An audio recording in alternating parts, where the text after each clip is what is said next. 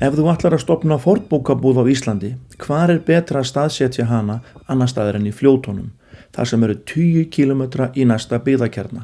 Örn Þórarinsson bóndi og ökrum hikar ekki við það. Hvernig að reka fornbókabúð í Fljótum? Já, það bara skemmtilegt. Já. Ha. Hvernig byrjaði þetta? Það byrjaði þannig að ég var búinn að umgangast svolítið 2 menn sem voru annar var safnari og hinn var, bæði safnari og útgefandi. Já. Og hann rak bókabúð á Siglufirði í nokkur ár. Og áður útgáfustarfsemi, hann var nú sko bóndi í Reykhólasveit. Og með bæði fjárbú og ferðarþjónustu. Og svo hætti hann búskapnum og keypti bókabúð á Siglufirði og var að kann í nokkur ár. Svo var líka frændi minn sem býr í Reykjavík sem hann var safnari og var mikið í ættfræði og svoleiðis, grúski. En hann var mjög duglegur að kaupa bækur. Já, og það svona aðlega þessi 2 menn sem svona, ég segi umgjörð svolítið. Já. Hvað langt sem þú byrjaðir? Já, ég byrjaði 2006. Já. Svona aðeins.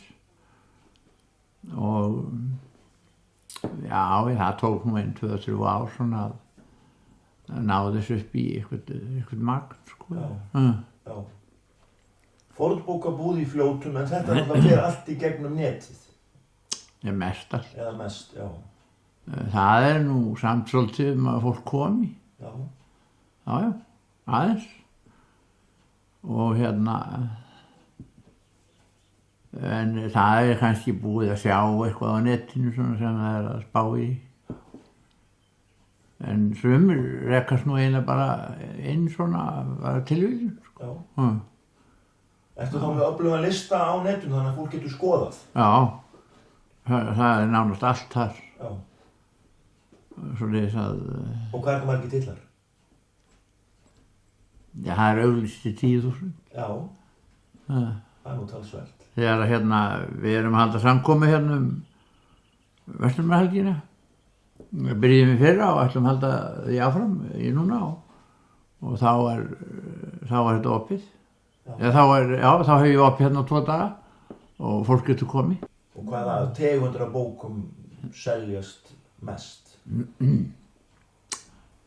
Já, ég myndi segja kannski þjóðlegur fróðleikur. Já. Hann seljast nú einna mest og allt ljóðabókum. Og svo nú bara allt mögulegt svona. Ég sé með mikið af ævisögum. Já, það svona, jú, það svolítið. Kvæði Eggerts Ólafssonar með þeim merkilegri. Og hún gömul, gefin út, eða prentuð í Kaupmannahöfn 1832.